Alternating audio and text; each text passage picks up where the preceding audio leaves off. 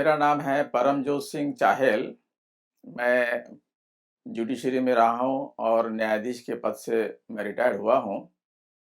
आज मैं यहाँ पर ब्रह्मा कुमारीज़ ईश्वरीय विश्वविद्यालय में जो मैं आया हूँ, वह नांदेड़ के फरांदे पार्क के हमारे अनीता बहन जी के सौजन्य से यहाँ मैं पधारा हूँ। उन्होंने मुझे गाइड किया है।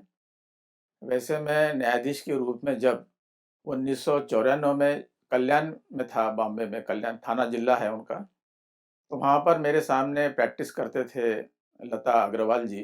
वे उन्होंने अपना सारा जीवन इस ब्रह्मा कुमारी ईश्वरीय विश्वविद्यालय में समर्पित किया है और उन्होंने फिर मुझे भी प्रोत्साहन किया है। मुझे भी उन्होंने क बार-बार बुलाया है कि आप भी आइए, आप भी आइए। तो पहले तो मैं इन क्षेत्र का अज्ञान था, मुझे पता नहीं था कि अबू रोड में इतनी बड़ी संस्था चलती है। तो मैं यहाँ पर आने से कतराता था। परंतु जब उन्होंने मुझे काफ़ी समझाया, प्रोत्साहन किया और मुझे बहुत सी बातें बताया, तो मैं 97 में पहली बार यहाँ पर आया हूँ। जब मैं 97 में यहाँ पर आया तो मैंने देखा कि यहाँ तो बहुत बड़ा एक महासागर भरा हुआ है, जहाँ पर कई प्रकार के फिलॉसॉफिकल स्कूल चल रहे हैं, स्पिरिचुअल्स विद्यालय और महाविद्यालय चल रहे हैं और ये बहुत अच्छा और पवित्र क्षेत्र मैंने देखा।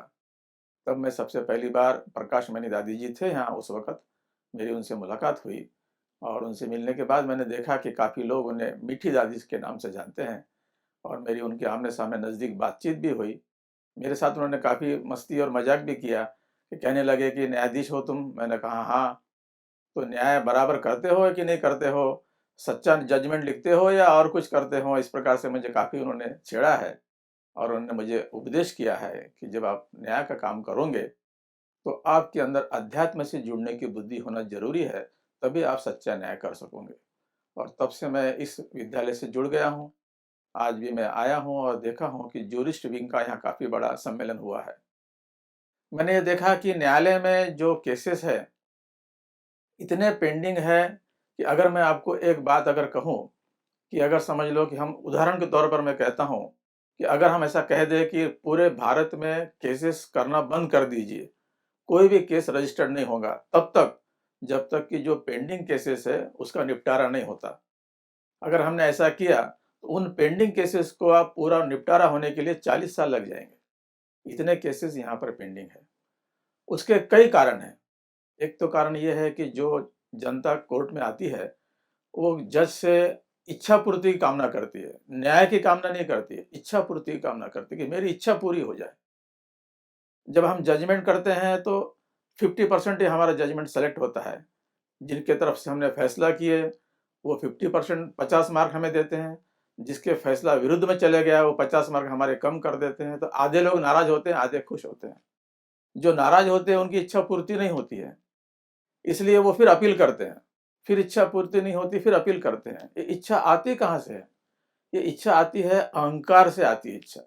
ये इच्छा आती है द्वेष करने से आती है। ये इच्छा पैदा होती है क्रोध से और इससे वो जागृत होते हैं और न्यायालय में लड़ने के लिए आते हैं।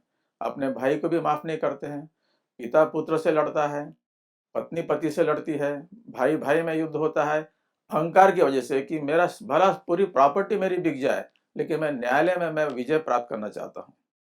ये जो इच्छाएँ मन के भीतर की है, जो हमें लड़ाती है, जो हमें क्रोध दिलाती है, उसे शांत करने के लिए ये स्कूल की बहुत आवश्यकता है।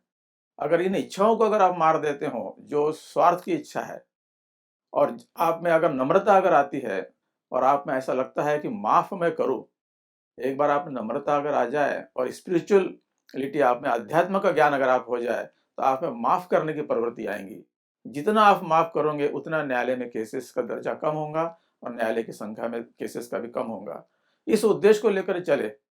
हमने यहाँ देखा है कि उन्होंने कहा है कि वकील वहाँ आते हैं, जजेस आते हैं, वो भी क्रोध में हो जाते हैं।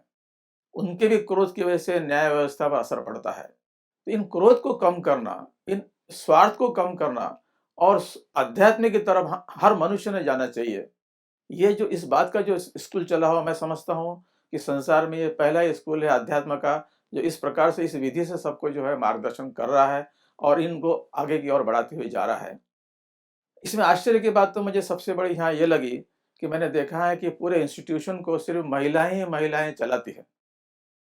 हमारे जीवन में मैंने बचपन से मैंने जो भी फ़िलॉसफ़ी पढ़ी है, मैंने देखा है मैंने मनु का विज्ञान पढ़ा है। उन्होंने महिलाओं को ताड़ा है। मैंने तुलसीदास जी का निबंध पढ़ा है। उन्होंने महिलाओं को ताड़ा है। महात्मा बुद्ध ने भी कहा है अपने शिष्य से कि तुम संघ में महिलाओं को प्रवेश मत दीजिए।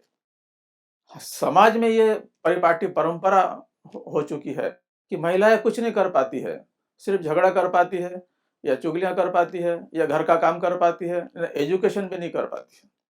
लेकिन इन सब भावनाओं को, इन सब धर्म ग्रंथों को, सबको उन्होंने मिट्टी में मिला दिया है और महिलाओं ने ये सिद्ध कर दिया है कि हम पुरुषों से भी अधिक और उससे से भी बलवान, एनर्जेटिक हम संस्थाएं चला रहे हैं। और हमारे पास में हम बहन है लोगों की, हम माताएं हैं और हम माताओं का प्यार दे करके जो संसार को जगा रहे हैं, उसके लिए मैं शत शत उन्हें प्रणाम करता हूँ। मैं उनका धन्यवादी हूँ और मुझे यहाँ पर अपने दो विचार मनोगत रखने का मौका दिया है। इस एडमिनिस्ट्रेशन का, इन फोटोग्राफर का, इन स्टूडियो वालों का, प्रबंधकों का, दादी जी लोगों का, बहनों का, ब्रह्मा कुमारीज का, ब्रह्मा कुमार का, और जो सेंटर चला रहे हैं नांदेड़ में, महाराष्ट्र में, गुजरात में, पूरे भारत में, उन सभी का मैं धन्यवादी हूँ और मैं सभी को प्रणाम करता हूँ। और इतना मुझे बोलने का मौका दिया है उसके लिए मैं धन्यवादी हूँ। ओम शांति।